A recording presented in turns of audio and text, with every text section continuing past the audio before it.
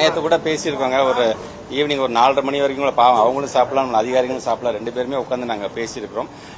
தொடர்ந்து ஏன்னா இப்போ சம வேலைக்கு சம ஊதியம் என்று வரும்பொழுது ஒரு டிபார்ட்மெண்ட் மட்டும் இல்லை, அதில் கை வச்சோம்னா இதில் இருக்க நிறைய டிபார்ட்மெண்ட்ஸ்க்கும் நம்ம அந்த இம்ப்ளிகேஷன்ஸ் வரும். பட் இருந்தாலும் நான் அந்த நம்பர்ஸ்லாம் எடுத்துட்டு நான் கண்டிப்பாக சொல்றேன்னு சொன்னால், நான் நம்முடைய இடைநிலை ஆசிரியர் பெருமக்கள் நான் வைக்கிற வேண்டுகோள், தயவுசெய்து உங்களை நீங்கள் வருத்தி கொள்ளாதீர்கள். நீங்கள் உங்களுக்கு போராடுவதற்கு தான் உங்களுடைய துறை அமைச்சராக நானும் ஒவ்வொரு முறையும் நான் அட்வொகேட் உங்களுக்காக நான் பண்ணிட்டு இருக்கேன். நான் ஸ்கூல் ஆரம்பிச்சிருச்சு, தயவுசெய்து நான் ஒரு எஜுகேஷன் மினிஸ்டருக்கு இதை விட்டுருங்க. நானும் ஒரு பேரண்டாக சொல்றேன், ப்ளீஸ் ஸ்கூலுக்கு போய் பாடம் நடத்துங்க.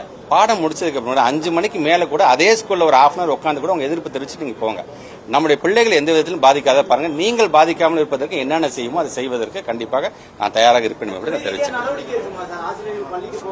என்னைக்குமே நாங்கள் உங்களுக்கு தான் தெரியுமில்லங்க, நாங்கள் டீச்சர்ஸ் அரசு நாங்கள் என்னைக்குமே நாங்கள் பழி வாங்கவே மாட்டோம். நாங்கள் அது முத்தமிழர் கலைஞர் எங்களுக்கு சொல்லி தந்தது, தமிழ்நாட்டு முதலமைச்சர் எனக்கு சொல்லி. பட் எங்களுடைய ஆசிரியர்கள் தங்களுடைய பொறுப்பை கண்டிப்பாக அவர் செல்வார்கள் என்ற நம்பிக்கை இருக்கின்றது.